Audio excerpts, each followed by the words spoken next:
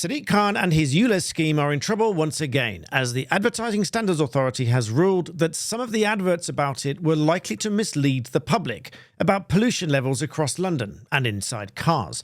But it's hardly that simple. It really is, and that, I hope, is why you watch my channel. Stay tuned. Welcome back. So over 500 people complained about these adverts, and the ASA upheld some of those complaints. But there's an inherent irony about all of this. Allow me to explain. The mere fact that the ASA ruled that some of these adverts were misleading has led to headlines that, on the face of it, might be misleading. Not the headlines in themselves, but the inference drawn from those headlines. Because somebody in a hurry might simply read ULEZ Ads misleading London about pollution claims, and then they might conclude that the ULEZ adverts were lying about the pollution claims, which is not really what was said here. The ASA, as quoted by Transport for London, didn't really challenge the science behind the claims, more how they were put across, and on a technicality, ruled that they might be misleading. So let's take a closer look at those adverts and let's get to the bottom of it. So there were several adverts, a TV advert, 4 radio adverts, and a press advert for the ULEZ scheme that were heard and seen between January and June 2023. Skipping through all the details of the adverts, which you can read at your leisure, the issues with those adverts were as follows, as drawn out by these 503 complaints, challenging whether some of the claims were misleading and whether they could be substantiated. In Advert A, which was a TV ad, the issue complained of was that London had an urgent air quality problem. The second issue, in the first TV ad and the radio ad, respectively, for the ULEZ expansion, was to help clear the city's air and to help clear London's air. The third issue was that in one radio ad and the press ad, they said, first of all, we've seen almost halving of the levels of nitrogen oxide, and in the press ad, helping to reduce harmful nitrogen dioxide pollution by nearly half. The fourth issue was in respect of a radio ad, which said, did you know that most air pollution-related deaths actually occur in outer London areas? Finally, the fifth issue, also a radio ad, was that it said recent reports have shown a link between air pollution and an increased risk of developing dementia. There was a fairly lengthy response from Transport for London, which I won't go into. Again, you can read at your leisure. I'm going to come straight to the assessment of these complaints and whether or not they were upheld and why I think there were technicalities, which, as I say, ironically, might mislead some people if they only read the headlines that some of these adverts were misleading. The first advert, the TV advert, the complaint was not upheld.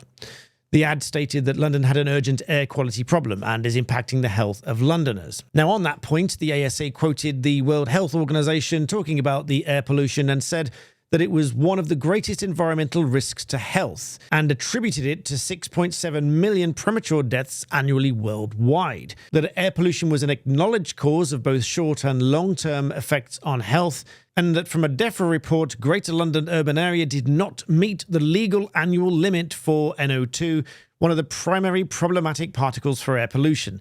Suffice to say, air quality is a problem and it is impacting the health of Londoners, and therefore the complaint was not upheld. Neither was the second issue, which talked about the TV ad and one of the radio ads, both of which made claims that ULEZ was to help clear the city's air in the ULEZ zone. After some analysis, the ASA ruled that the ads claimed that the ULEZ expansion was being implemented to help clear London's and the city's air. Whilst the data indicated that some improvement in relation to all air quality factors, the advert did not claim that it would be the single factor to improve air quality overall, concluding that the claims for the extension to help improve air quality were unlikely to mislead. The third complaint was indeed upheld. That, if you remember, was one of the radio adverts, which said we've seen almost a halving levels of nitrogen dioxide. But the reason that this was upheld is, in my view, merely a bit of a technicality, which, with respect, is likely to lead to more misunderstandings because of the headlines, rather than a full understanding of the technicality itself. To put it simply, I think very few people that heard that advert are going to go on to read this report by the ASA and have it all cleared up. Rather, they are more likely, in my view, to be misled by the headlines that these adverts overall were misleading as against the technicality upon which this complaint was upheld. Just as a brief interlude, many of you know I've suffered with back pain for many years because I had a fairly severe spinal injury many years ago. So FlexiSpot were kind enough to send me a standing desk and a chair. Now, I've not been paid to talk about these, but they did send me these because they know that I've suffered with back pain over the years. FlexiSpot's standing desks allow me to stand up while I'm doing some work. This is the FlexiSpot E7 Pro standing desk, which allows you to elevate it from a seated position to a standing position at the press of a button, all at a predetermined height set either for your seated position or the standing position. But most standing desks have a manual elevation system to raise the desk up, which, let's be honest, most of us are not going to bother with. If any of you work from home, you probably spend a great deal of time sitting down, and this probably contributes towards back pain, or at least it will eventually. So standing while you're working is a fantastic way of staying active and mobile. And comparing this directly with the desk from another manufacturer that was sitting in its place, this one is of far superior quality. The thickness of the top and the sturdiness of the legs is second to none. It also has a cable management system at the back to hide and disguise cables, and it has a very stylish magnetic cover to hide all of the gearing in the mechanism and the wiring that allows the table to go up and down electronically. The front control unit also has a USB power port on the side, and you can adjust and memorize the various heights for seated position and standing position to get the table exactly as you want it. I talked to you about this today because there is a Valentine's Day special sale of up to 45% off, and those links are in the description below. But also, if you really want to take care of your spine and allay back pain, well, do also check out this ergonomic chair, which is also from FlexiSpot, which is the BS12 Pro. The links for that are also in the description below. And as you can expect, you can customize the seat, which will move forwards and backwards. You can lock the backrest in place so you can have it freely moving. And of course, you can lift the chair up and down. It's a fully ergonomic chair, which is extremely comfortable. And as someone that spends a lot of time sitting down to work, my honest opinion is that this is one of the better chairs that I've ever owned. So thank you to FlexiSpot for sending me this desk and this chair. Please do check out the links in the description below. I would not endorse them on this channel unless I would actively use them myself. In fact, as I said, this is not the only FlexiSpot desk I have. They've just noted that I've done videos on back pain before now and decided to send me one of these so I can tell you what I honestly think about it. If I didn't think it was any good, I certainly wouldn't talk to you about it. In fact, I've been asked to do many different videos by many different companies and I just won't talk about them. But do check out FlexiSpot. I do think they're fantastic. The links are in the description below. And thank you for allowing me the time to thank FlexiSpot for sending me this fantastic desk and chair. So let's take a look at the technicality. And remember that the complaint was that the advert said that the ULEZ had seen nearly a halving of the NO2 levels in central London. Now, Transport for London prepared a one-year report stating that there'd been an estimated 46% reduction in central London roadside NO2 concentrations compared to a no ULEZ scenario. And that to calculate that reduction, they used data from a roadside monitoring sites for January 2017 to October 2022 for central, inner and outer London. They calculated the proportion of NO2 concentrations attributed to traffic alone. Then they'd considered how NO2 concentrations had been impacted from sources outside ULEZ, for example, nationwide shift of vehicles to newer, less polluting cars that was happening regardless of ULEZ.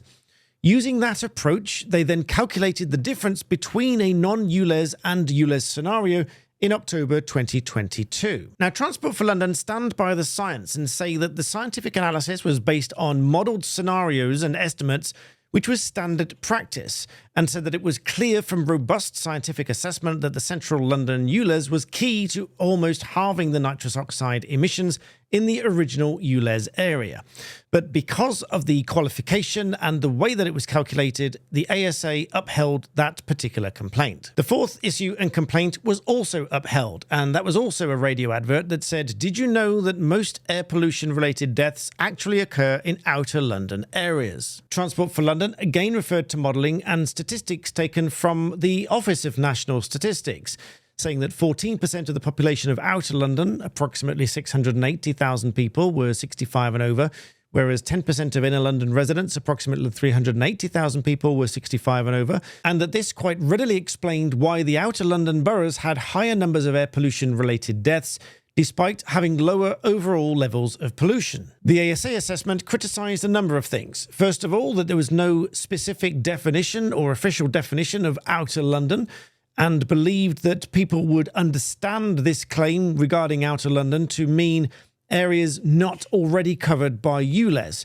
and therefore that people listening to this advert would understand the claim that most pollution-related deaths occur in outer London areas would be that those deaths occur in the areas not previously covered by ULEZ. And secondly, it criticised the fact that the advert didn't make clear that any of this information was estimated or modelled in any way, even on actual statistics, and instead said that people would be likely to understand the claim referred to actual deaths rather than any kind of modelling. Finally, the fifth complaint was not upheld. Remember, this was in relation to air pollution being linked to an increased risk of developing dementia. Suffice to say, the ASA referred to several reports, all of which confirm that there is a link between air pollution and an increased risk of developing dementia. It concluded, therefore, that it was reasonable for Transport for London to make the claim that there was a link between the two and that the advert was not likely to mislead. So I wanted to do this video because whilst some of these adverts are banned for what are ultimately technical reasons and someone that really thinks about it might be misled, it doesn't follow, in my view, that the general public are likely to be misled. And instead, it can be further damaging when headlines pop out to say that ULEZ adverts are misleading about pollution claims. A lot of people might just conclude that they are lying about emission and that it's not a problem, which is obviously not true, because none of these rulings conclude that there isn't a problem with air pollution. Of course, there is. And now this is not a criticism of any of the news companies for reporting on the rulings against these ads, because they are just news companies reporting on what's happened, as against making an advert to you to believe something. But I would challenge you to see the difference, because whether you hear an advert or you read a headline, it is still making a statement to you, even if that statement is formed as a question. For example, when you hear a big, bold headline that appears to be a statement of fact, but there's a few words at the end that qualifies it to say, "The court heard," that just means that the court has been told something on behalf of one of the parties. It doesn't mean that it's a ruling of fact. It doesn't mean that the case is concluded. But anybody in a hurry that reads the headline might draw a conclusion that that headline is a fact. And that's obviously not the case.